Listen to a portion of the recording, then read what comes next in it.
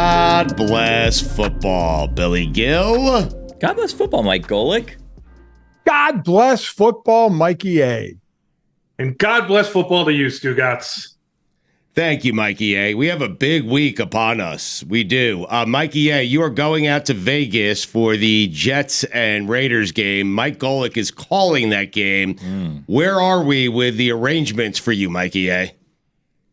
Well, Mike has been less than helpful in his help of getting me on the field. Wow. Sims has yet to return my text. Right. And frankly, I'm feeling a little ignored by these two. Really? I thought we were all friends. So let me give my excuse right now.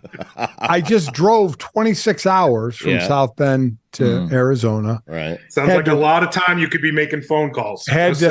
Good point. Had to recreate the set here in the Casita area. Right. Your son did that for you, right? Yeah, that's true too. Yeah. Had to unpack all my clothes that I brought, which was one suitcase full. Right. So I've been pretty darn busy. Yeah. Pretty darn busy. What's going on? So you a lot of moving parts going on. A lot of things happening. You've been hanging out with Stugotz too long. Mikey A, do you need one just for you, or am I supposed to be getting them for other people as well? How many? No, there's only four of us. Ooh, that's a lot. So I can get one. I can get a pass just for you then. Yes, if you could get me a pass, I will happily stand on the field and wave to the people I come with. Wow. Well, you can only be on the pass. You can only be on the field for pregame. For pregame, that's fine. Billy's wow is justified from this standpoint. Is this a trip you planned with your friends? Are they close friends? What's going on here? No, it's brothers. It's So two of my He does brothers. this every year, Stu. He Yeah, does I this know. every year. They I know, pick a but spot. his willingness to take your field pass and wave to his brothers who are sitting in section 422 is ridiculous. The brothers thing actually makes it more understandable. If it was friends, it would be like, that's not nice. But brothers, like, that's what brothers do. Yeah, brothers. No, that is what brothers do. Yeah. Do you now feel like a pressure? I feel like anyone that attends the sideline of a pregame feels pressure now because of the couple that the Eagles gave the sideline passes to. They were a lovely couple. They really enjoyed it. They had such a good showing on the internet that then they were invited back and they met the players and they took a tour of the facility. So I feel like now there's pressure. You want to be a good field pass attendee and maybe you'll get more perks. I'd be more worried about some of the things I might say to certain quarterbacks that are on the Jets. Say it to the offensive line, man. Hold on a second. You're not going to be well. What would you say? They're big. They're big. Right. You're not well behaved. You don't say those things to their face. What would you say to Zach if you were within like shouting distance of Zach, but you can get away with saying something? What would you say? Zach, I appreciate the effort. Right. Go do something else. Not a great week for either college football or the NFL. I want to go back to last week because you seized in on something on Twitter that angered me when I was watching it at home. In fact, it was one of my weekend observations. The call on KJ Henry. I know. Getting 15 yards for sacking the quarterback is the worst call in the history of the NFL, Mike.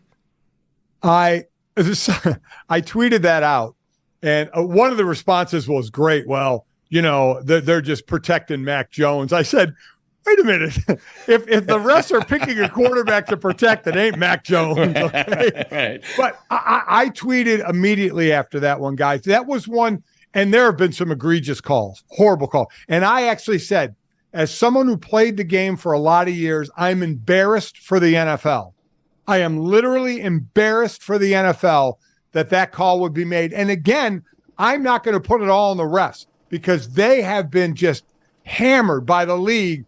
Protect the quarterback, protect the quarterback, protect the quarterback. And if they think there's a hit that's too hard, they're going to throw the flag. That's why I have said, we already have replay for everything. Let that eye in the sky. You know how right now you can make a call and they can call down from upstairs and say, no, that wasn't a fumble or whatever. Let somebody look at that really quick. You could have looked at that a second later, even though that official doubled down after the game and said that was a penalty.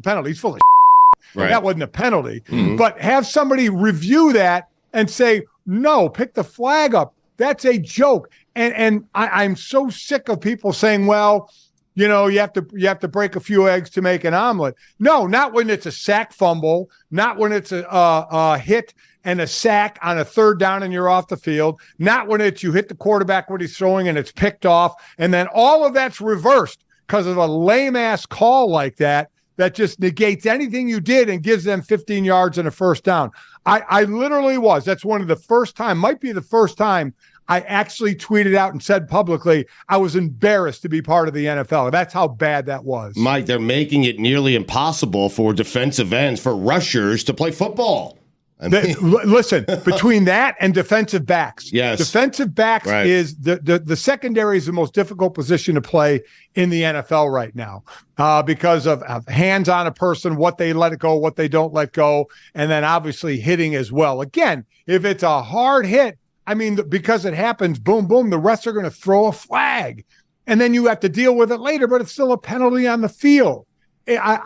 I understand the head situation and the head injury situation, and it's not all going to go smoothly, but it has gone so far to the other side. And now with the quarterbacks, they sit there and expect, these are guys, well, some in the league have played the game, so some do know. But for those that don't, I mean, to sit there and think that this guy, when he's going full tilt and hitting and going down, can think to turn sideways. Oh, yeah, go ahead and land on your own shoulder. It's crazy. And maybe hurt yourself just so you can protect the friggin' quarterback is a joke. But these guys, they're actually getting the message. When you see guys tackling, you see them putting their forearms out of their hands out so they're not landing fully on the quarterback. The message is actually working. Some of the hits in the secondary are getting better. Guys are leading more with their shoulder, hitting a little bit lower, and that's a good thing, but still there are too many calls that are bad, and when you make those calls, they are so damning to the defense. Yeah. What do you make, Mike? Because you're right. Like, everything you said is correct, and the NFL has gone out of its way to protect the quarterbacks of the stars of the league, so we kind of understand it, but with all that said, the scoring's down, which is crazy. Yeah, it is. Yeah, it's nuts, Mike. It is down everywhere. Defenses, we could sit there. I will sit there and say, because I was a defensive player, defenses are playing better, but there are those that are going to say the offenses just aren't executing as well.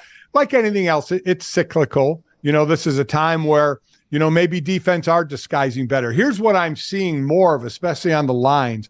You're seeing some injuries on the offensive lines where you have to have different O-line combinations. And one of the things that can really nail an O-line is games on the D-line. Because if you haven't worked, that has to be the most in-sync group on the field, the 5 offensive linemen. Right. And when you start mixing and matching, and you get a D-line that's running a tackle end stunt or an end tackle stunt, or, looping an end all the way around 2 people, both tackles, that can confuse an offensive line on passing off a stunt. You're seeing more and more stunting, not just on passing. You're seeing the slanting on the run game as well to try and beat the offensive line. And a lot of it is becoming more successful. We've had, and maybe too, this is a reason they're protecting the quarterbacks. What have we had a lot of this year? Backup quarterbacks. Yep.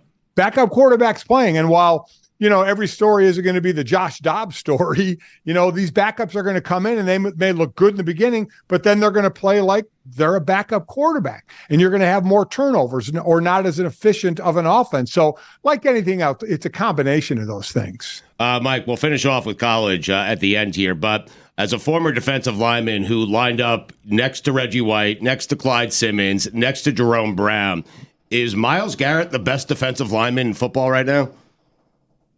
I mean, that guy. Crazy. First off, I'd never have a shirt on in my life right. to look like that. Right. His athletic ability, and if you want to separate him, he's a true D end as opposed to edge rushers who are like outside backers who rush. But this guy still moves around. You're seeing it more and more. You're seeing guys move. You're seeing guys, and we've seen him from the standing position over a guard. You see a guy like Aiden Hutchinson lining up on both ends. Or remember the old NASCAR from the Giants when you just had your 4 best pass rushers on that were probably D ends, and some of them were inside over the guards. Aiden Hutchinson does that because Reggie used to do that all the time. Right. Go right on down the line and find the weak spot. So you're seeing more of that as well. You're letting these versatile players be just that. You're letting them be versatile. But that size at 6'5", whatever, 280, 285, crazy. The athletic ability, the wingspan is ridiculous. The get off, the getting low, the leverage, the turning the corner, the use of the hands. is just amazing. Yeah, I had said before the season, I picked Micah Parsons to be the defensive player of the year, and my son Mike picked Myles Garrett. Mm-hmm. And listen, those, not like you're going out on a limb, but when you're trying to pick that award, you're not going to go out on a limb. Myles Garrett is absolutely unstoppable, and he's a guy. And when you get to this point, how great is it? You have to game plan. You know, you just can't let him go one-on-one all the time. You got to chip, you got to bump, you got to double team, you got to slide too. You have to account for him on every single play.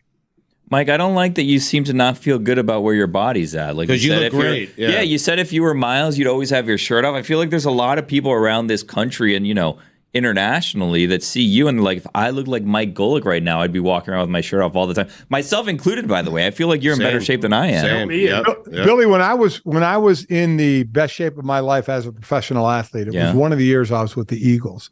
I was doing that bit on Randall Cunningham's show called Golic's Got It, where I take like a lighthearted look at next week's opponent. It was on Randall's show. It was on TV every week.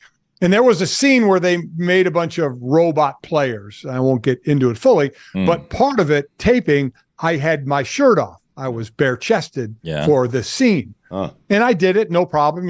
Pro ball player, don't care. I'm a pro athlete, man. Take my shirt off. Yeah, go ahead. Mm-hmm. I watched that on TV and I almost threw up. Yeah. I said, my God. Well, Billy's trying to find it right now. Of my life. But I feel like and I look horrible. No, but you're in better shape now. I feel like this is it. This is time for, this is time for you to feel good about. Take your shirt off now. Yeah. And then you can look at it. You'll look at it and you'll look at the progress that I've made from the time I was a player. Yeah. Try it again, Not Mike. happening. Try it again. Come on.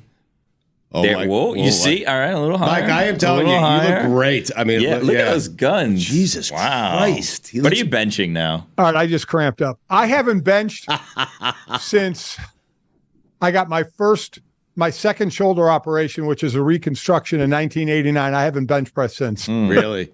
At the height, though, what were you benching at the height? When I did my one max when I was with the Oilers, I think it was about 440, 450. I was not a very strong lifter. I mean, I what? A lot of time. No, Mike, hold on. No, Mike, hold on a second. I was weakling. I only did 445 pounds. Everyone hold on a second, okay?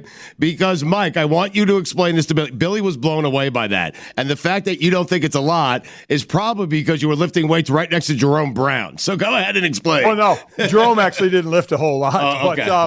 Wow. Listen. Guys, there were guys benching over 5. Hell, Larry Allen benched 700 pounds. He was a freakazoid with the Cowboys. I was glad I retired before I had to play against him. No, I mean, that was at the absolute peak, Billy, of one time getting it when I was the strongest while my body was still okay. I have never been close to that since. I was not a strong lifter. There are so many guys that are so much stronger at lifting.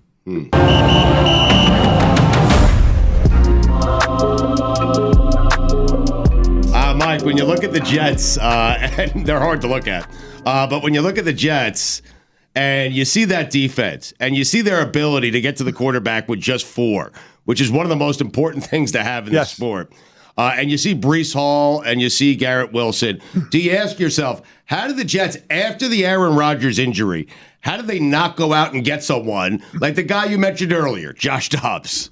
So, listen, I'm doing the Jets Vegas game this week, so the Jets will be visiting the Raiders. Raiders coming off the cigar smoking win that they had on their first game for Antonio Pierce.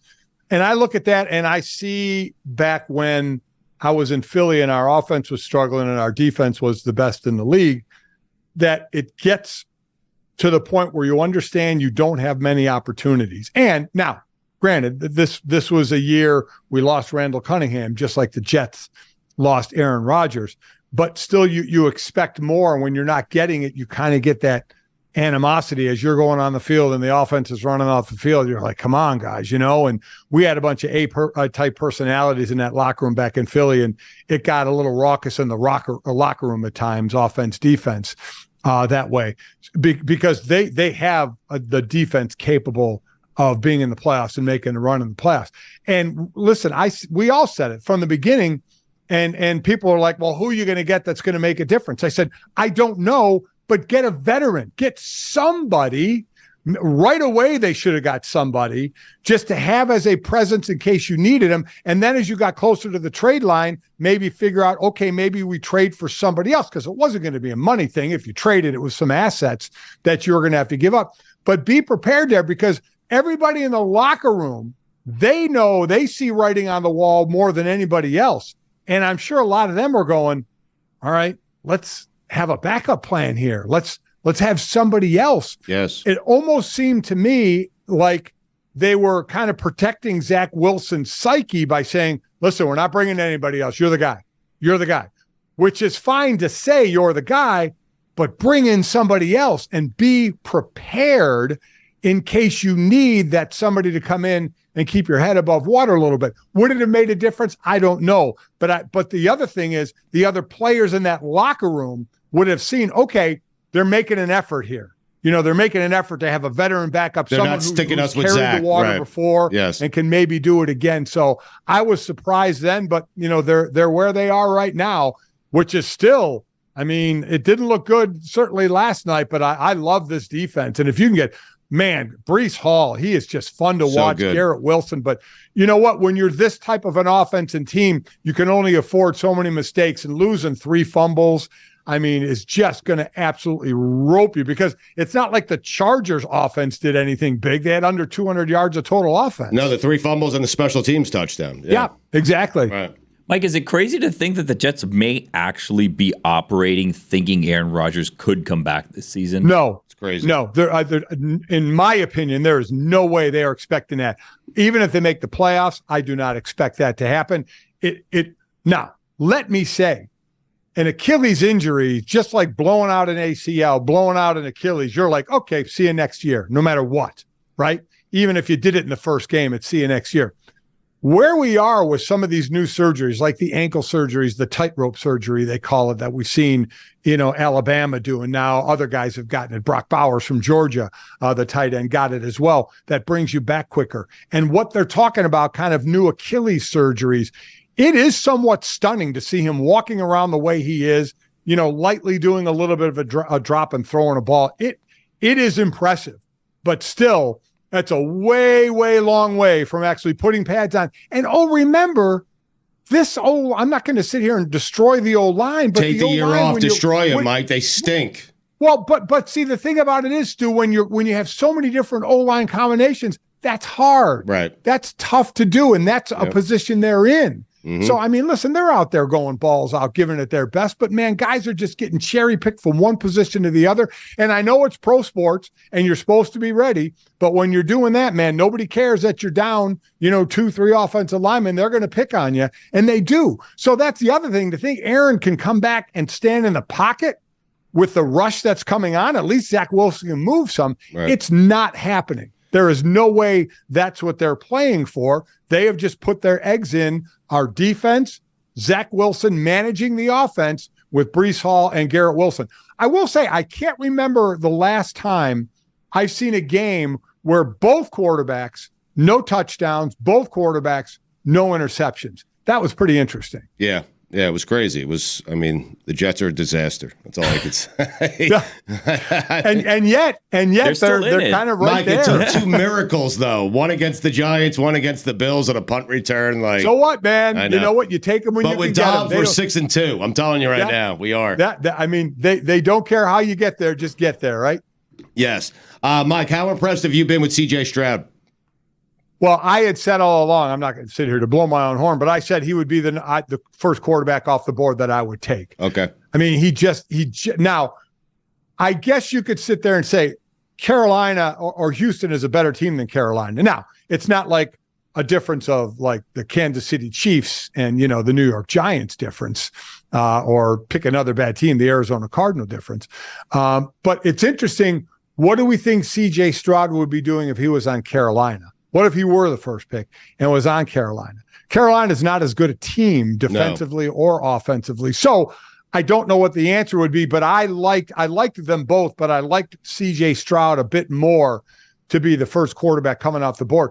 The best thing about it is, like I said, when I'm watching a young quarterback, forgetting the stats, because usually if they're picked high, their stats, the team wins aren't going to be good. The stats may not be good. I look at his poise and his reads and his comfort in the pocket. And this guy has it all. He has 14 touchdowns, which is cool. He has 1 interception. That's the big one. One interception, which is ridiculous for a rookie quarterback. Again, not on a great team, but partly because of him, a team that is exceeding expectations. Yep. He's amazing. He really is.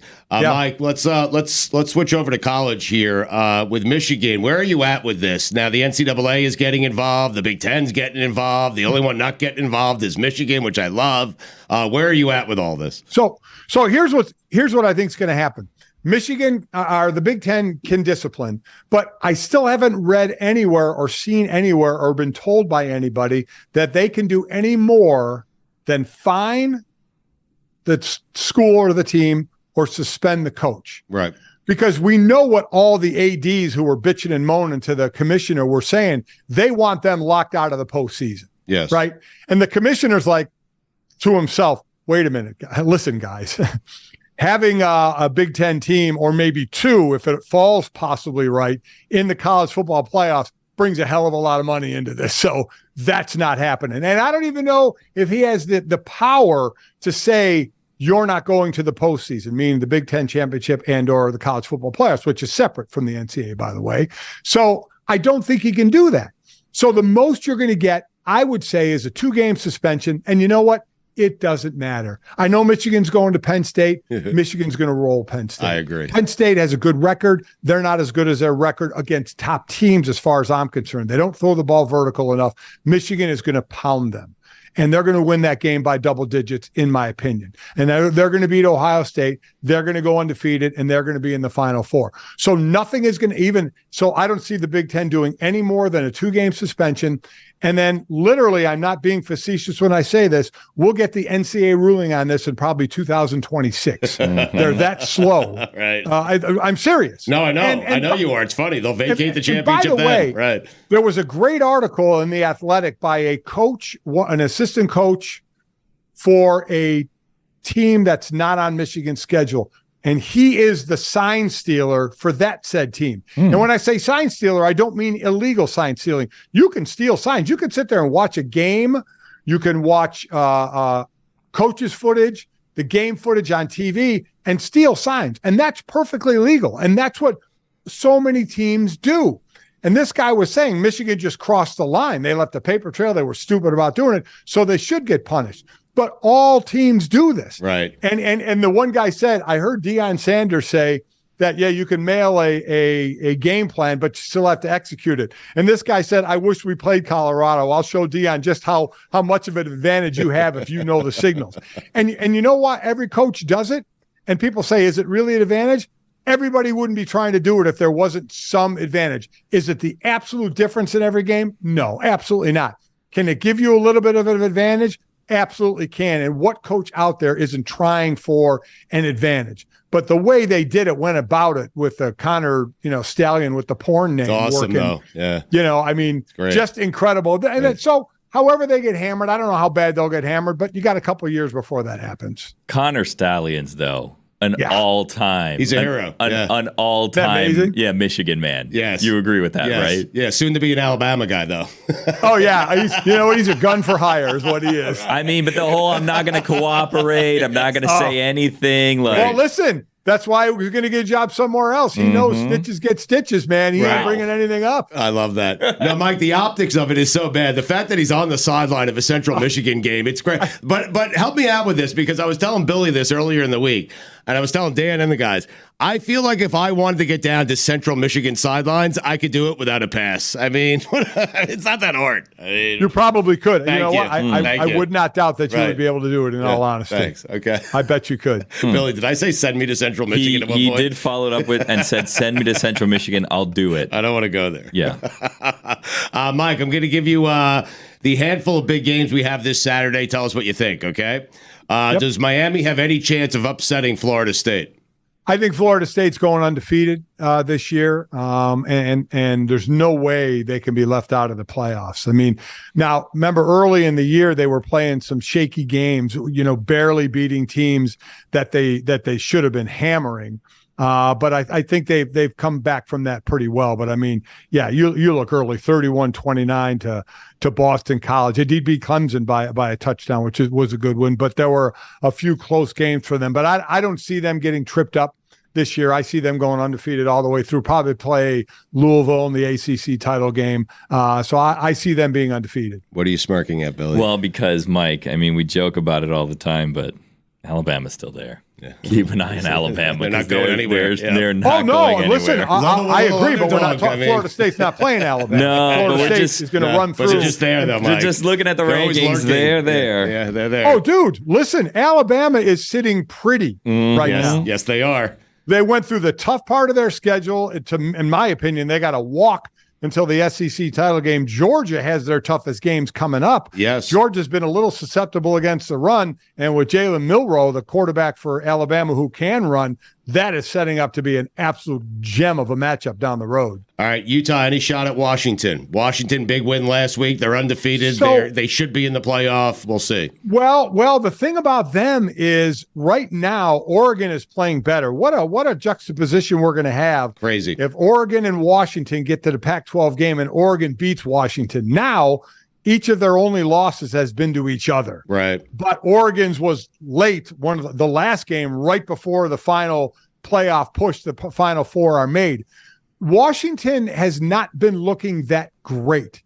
Now, Utah, I don't know if their offense can put up points the way USC's offense did, but Utah is known for their defense without question. So that's going to be the big matchup to me because Penix Jr. and those 2,000-yard receivers from last year are back, and just what they're able to do offensively. They're going to score points. I don't think Utah can keep up with that. So I see Washington continuing on.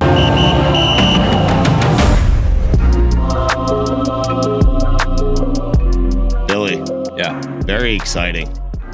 The authority of college football. He is the authority on college football. He is Paul Finebaum. Got to know him a little bit when we were at ESPN. Not as well as I would have liked to get to know him, but he is a fascinating guy, and he is the authority on college football, on all things college football. Paul, do I have that right? I think I will agree to that. I like that. Well, of course you will. Check out his show 3 to 7 every day on the SEC Network. Paul, you have said, and I appreciate you doing this, but you have said that you think what's going on with Harbaugh, the cheating scandal, is a bad look for Michigan. So explain why. Expand on that if you don't mind, and tell us what you think is going to happen here. Well, it is a bad look. It just comes off very sleazy and untoward. Now, I realize when I'm talking about college sports, there'll be a lot of raised eyebrows around the world because it's not exactly the cleanest species. But it's pretty apparent that this school somehow, some way sent this guy out to do all this, and it is against the rules. Now, sign steal. A lot of people get confused. They say, "Well, everybody steals signs." We know that. But that's not against the rules. Sending somebody out in advance is against the rules. And I'm not looking for Jim Harbaugh to fall down and admit it. But I mean, I've yet to hear what I would call a bang on the table denial. I mean, he just gives these paper statements out, which make me believe that they're true. I think the big issue for the commissioner of the Big Ten is he's having to step in. He can suspend Harbaugh.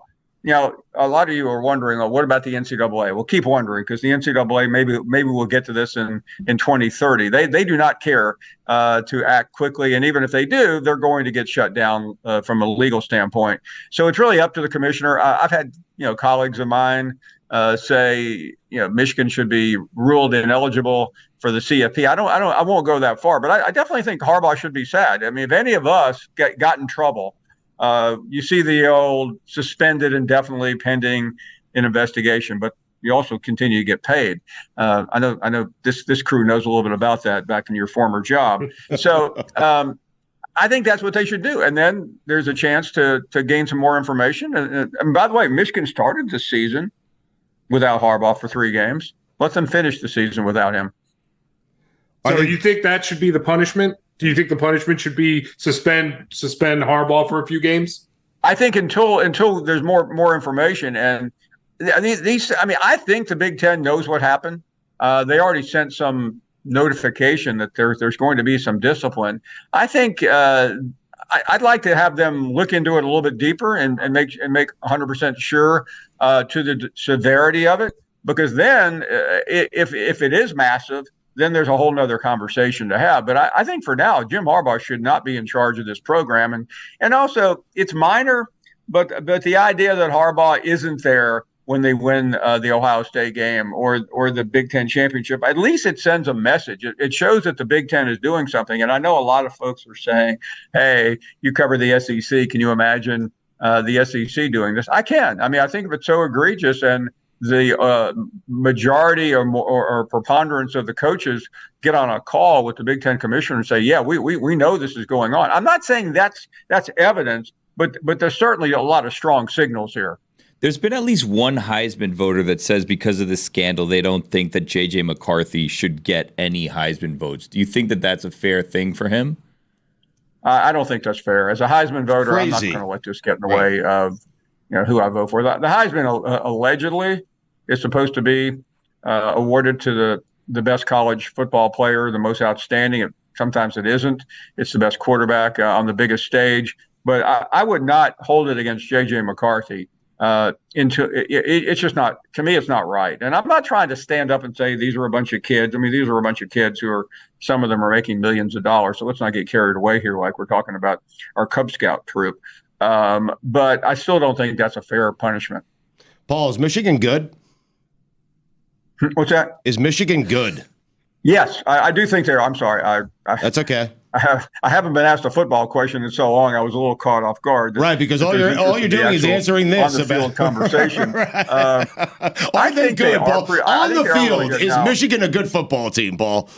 Yeah, they are. I'll sound like one of these talking heads on ESPN now, but they're very well balanced. They've got a good quarterback. They've got two great running backs. And they have a really good offense. Having said all that, there's no way really to support what I just got through saying, because right now Michigan has played a collection of high school teams, junior high teams, and one or two really good military institute teams. Finally, Saturday they see a legitimate opponent. They see Penn State. Now, they don't have a legitimate coach in James Franklin, but they're a legitimate football team. Please expand on James Franklin. I love that. You just threw that in there, Paul, and that's what I love about you. You give the information with a little hot take. James Franklin, will he ever win a big game? No. I'm not going to give you the qualifier. Well, that could all change Saturday. That's not going to change Saturday. That's why I said what I did. I mean, this guy has one legitimate victory in 10 years, and somehow, and I want him to, if he ever gets fired and becomes a talent agent, I want him representing me. He was able, like 2 years ago, to leak his name for Southern Cal and LSU and all the Michigan State, all these other schools, whatever, and he was able to get like $100 million deal, and he still hasn't done anything yet. I mean, I was about to say try doing that in our industry, but there are a couple of people that are getting away with that in our industry. You're looking at one of them. Well, I didn't want to be the guy that you could have said it though, Paul. Invited to the party and started started pointing fingers. I mean, I respect you guys, not much, but some. Well, we appreciate it. What little respect you have for us, we appreciate that little respect. Well, I mean, first of all, you guys did something for me that nobody's ever done. You had that. You have to help remind me. I'm getting old. What that little thing was? Oh, the fine bucket studio. Yeah. I mean, that gave me a lot of cred. When I traveled the country. You're welcome. I want to play this Michigan thing out with you. Let's assume that Jim Harbaugh. Well, is it a fair assumption that Harbaugh will not be there next year? I think it is a fair assumption. I mean, I think he's damaged goods. The president at Michigan, for some reason, likes him, but the AD doesn't. And he still supposedly do this incredible contract extension, which you and I both know they're not going to do until they figure this thing out. He wants to go back to the NFL. I mean, remember last year he applied for the Minnesota Vikings job. I mean, it's not like these things are usually done by agents, and then it's then Adam Schefter breaks the story that Jim Harbaugh has agreed to the Minnesota Vikings job. Jim Harbaugh went up there for an interview. I mean, he sat in the waiting room and said, "Mr. Harbaugh, you can see the owner now." I mean, it was humiliating. It was like the day before recruiting. That's how badly he wanted out of Michigan, because he probably knew. And I think the most important thing to point out, 3 years ago, he was about to get fired. He was literally a game or two away from getting run. And then they allowed him to come back after the COVID year, and he's won 2 championships and been to the playoffs. And what else has happened since then? Connor Stalions entered the scene. I mean, is that a coincidence? I mean, I'm not trying to be some mystery writer here, but is it really hard to figure out what's going on up there? Connor Stalions, for as much slack as he's getting, seems like a great employee. Yeah, I mean, I don't want to make fun of what anyone makes, because I started out as a sports writer making $145 a week. So I'm not making fun of $55,000 a year. It took me forever to make that much in my career, but essentially Jim Harbaugh is allowing a guy that's making that and he's entrusting him. But Harbaugh claims he doesn't know anything about it. There's no college football coaches know everything about everything in their program. Right. They know where every kid is at all times. Like, there's no way this happened under his watch without him knowing. Go ahead, Bill. Well, that's one of the funny things is that people say, like, oh, they should hit them with the lack of institutional control in this situation. It seems like he's very much in control of what's going on. He's just letting things get run amok. Well, I won't give you a tutorial in NCAA compliance, but it's a little bit of a misnomer when they accuse you of lack of institutional control. That means you're probably complicit. But you're right. I don't know. I mean, I was on a show earlier, and the host of the show, whose last name is a color, it said that this was the biggest story going right now. And you know what? It may very well be because it is so compelling. I mean, you've got the Darth Vader of college football, Jim Harbaugh. I mean, nobody likes this guy. Nobody. And he's now at the center of really one of the biggest college football controversies I have seen. I won't say in my lifetime, because that would encompass Newt Rockne, but in recent years. Florida State, are people overlooking Florida State, Paul? I feel like they are. I do too. I like this team. And now I'll sound like the talking heads on Tuesday night, but their best win has been devalued because LSU now has 3 losses. But of course, one's to Alabama, one's to Ole Miss, and one's to Florida State. There's some commonality there. They're both in the top 10 right now. But I really think they're a complete team. I think they belong in the top 4. They'll get royally screwed down the stretch because they'll play an ACC game that probably against Louisville, which may have 1 loss, may have 2. That won't be overly exciting. But I still think they'll get into playoffs with as long as they don't lose. Paul Finebaum is with us. The Paul Finebaum Show, 3 to 7, SEC Network every day, and wherever whatever's going on college football on the ESPN landscape, he is there to cover it for them. Based on their schedules, Paul, would you be more surprised if Georgia didn't make the SEC championship game than Alabama? Yeah, I think Georgia has a tougher schedule than Alabama, but I'll be very surprised if Georgia doesn't make it. Okay. For those who don't follow the SEC, they have Ole Miss this week. They're a double-digit favorite. They should win. Their tough game will be next week. It's on the road at Tennessee, and Tennessee is not a vintage team. It's not as good as it was last year, but it will be a very difficult environment. If Georgia is going to lose, it will be next week. I don't think they will lose, so I think they'll get to Atlanta undefeated. Now, there's a lot of weird scenarios that should they lose to Alabama, what will happen? But I'll save that for a different time. Okay. Paul, is it crazy to you that Alabama somehow has positioned themselves as this scrappy underdog story this year that's just kind of hanging in there and maybe they'll just make it? It is a true genius of Nick Saban. And you guys may remember the 3rd week of the year, Alabama went down to South Florida, played in the rain, and Milroe did not play. The new narrative on that is that this is callers to the Finebaum Show.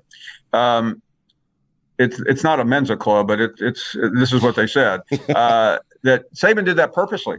Oh, he wanted to prove to his assistant coach Tommy Rees that his guy Tyler Buckner from Notre Dame couldn't play, and by doing so, he now got everybody calmed down, and Milroe was the starter. That's not exactly the way it went down. Milroe was very petulant, I'm told, after the Texas game.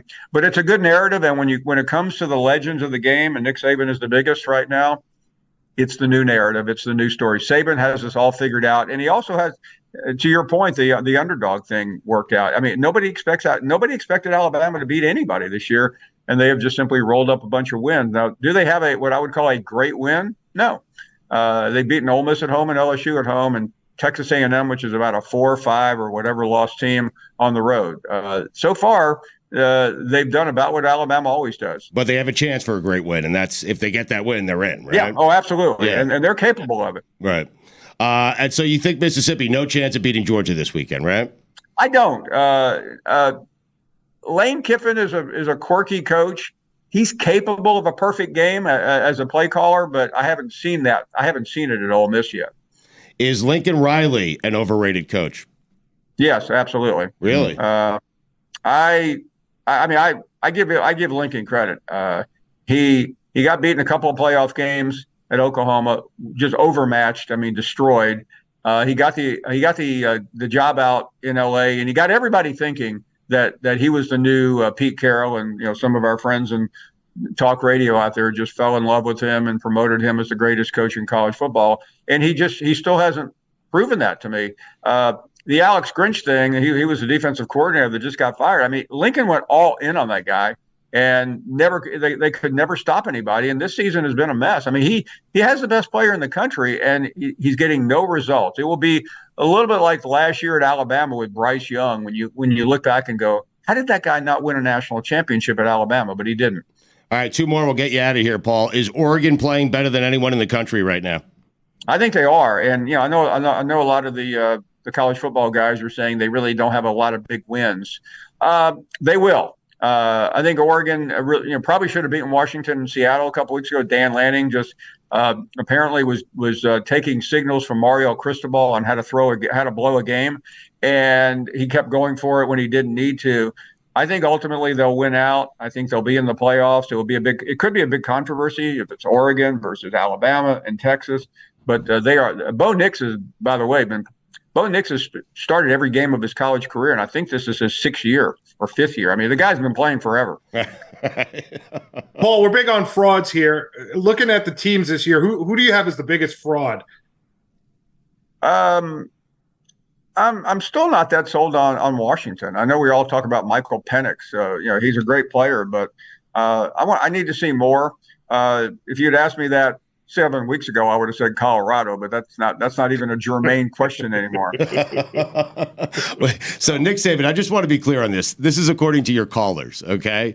He put a quarterback in who's not his best quarterback, risked another loss to South Florida, which would have been very embarrassing, just so he could be right. Mm-hmm.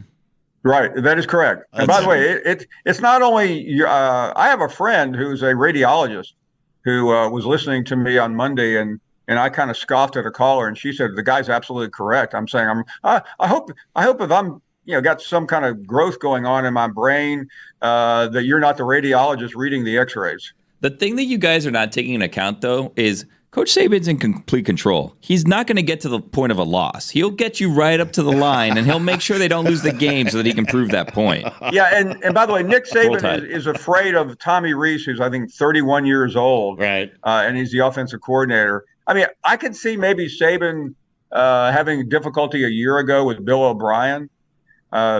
Remember Bill O'Brien? He used to be a well-regarded coach. Yeah. He's now with the Patriots. But I can't imagine him caring what a 31-year-old offensive coordinator thinks of him. Paul, the last couple of weeks we've been feeling bad for AP voters. Are you with us? Because what they say really doesn't matter at this point. No, they are. The AP poll is a relic, and it's a good scene setter to get you into the season. It's an appetizer. No, I mean, when the AP poll comes out on Sunday, I just yawn because it really doesn't matter. But we now have allowed 12 people in a room at the Ritz-Carlton in Grapevine, Texas, to tell us who is good and who isn't. And those guys work hard. Can you imagine being on that college football playoff committee? You fly out to Dallas in a private plane, you get picked up by a limousine, you go to a suite, you go down for a spa, maybe you do a a run, then you get a rub down, and then you have a 7-course meal while you're watching college football. Barely. And those guys talk about how hard they work. It's a rough gig. Paul, can we do this more often, please? Where we just have you on, just lob up a couple of things, and you just take everyone out? I just assume that nobody where I work hears about this. I mean, I'm good.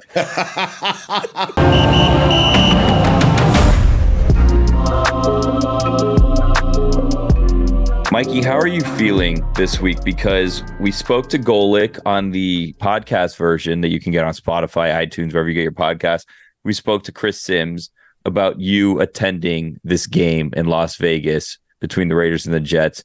And you have been telling everyone all year long that you were going to this game, and you've been trying to get really anything that they'd give you for free, sideline passes, whatever. You cover the tickets, you're going to get there. How are you feeling about getting things from either of these two friends of yours, I would say? Well, I don't know if we can call them friends from what I'm suspecting is going on, but what do you think you're going to get out of them? I don't think I'm going to get anything except maybe an I'm sorry text just before kick. Hey, I tried. Which I don't know if that it looks worse for me or worse for them. Like, because among the people I'm going with, they're like, oh, Mike might be able to hook us up with something because he knows people. And then I'm going, hey, I might be able to get something because I know them. And I don't know, does it look worse for me not being able to come through, or does it look worse for them not being able to come through? Well, did you promise your friends anything, or you think they're just thinking that you're going to get them something? I did not promise them anything. I said, hey, I might be able to do something. I might be able to get us something in this. I feel like you need to play it off like you didn't even ask. You know what I mean? And save face. Like, you know what? I wasn't really. It was too many of us. I didn't feel comfortable doing it. Like, you know, they would have done anything for me, but I didn't want to. You know, I didn't want to burden them. Yeah, that's a good way to play it. But do you think they? So you think they come off looking worse, though? I don't think that they tried very hard. If I'm going to be 100% honest with you, I don't. And it's funny because Sims is like, Mikey texted me on Monday. I'm like, I texted you Saturday and Sunday. Yeah. And Tuesday. Like, Monday's the only day I didn't text you. But, you know, I didn't want to push too hard and become a nuisance. But at the same time, like you said, I was bringing this up in preseason.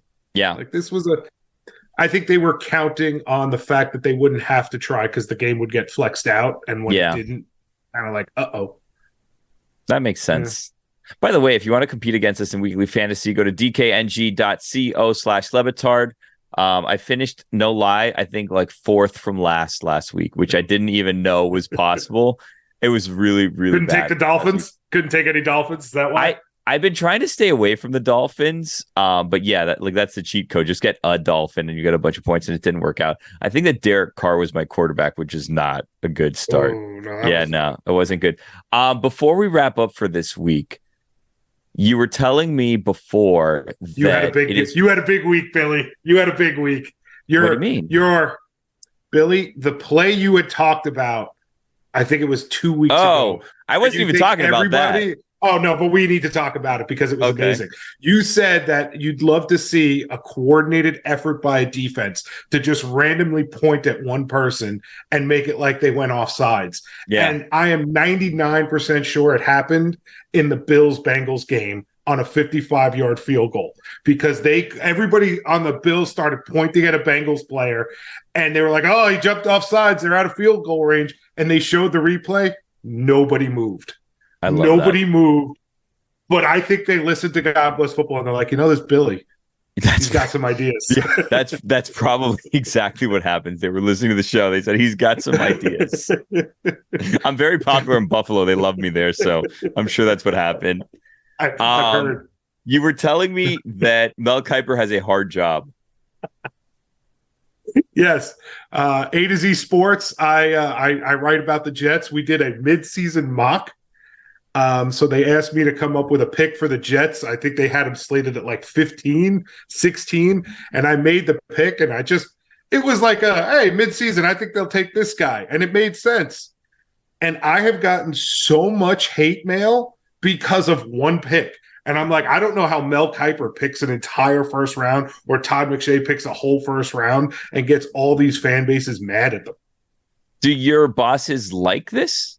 I would think this is great. Like a response of any kind is probably good for you, right? Yeah, sure, but they're not getting called some of the names I. Oh, so do you feel bad about this? I took a Georgia tackle. How bad could it be?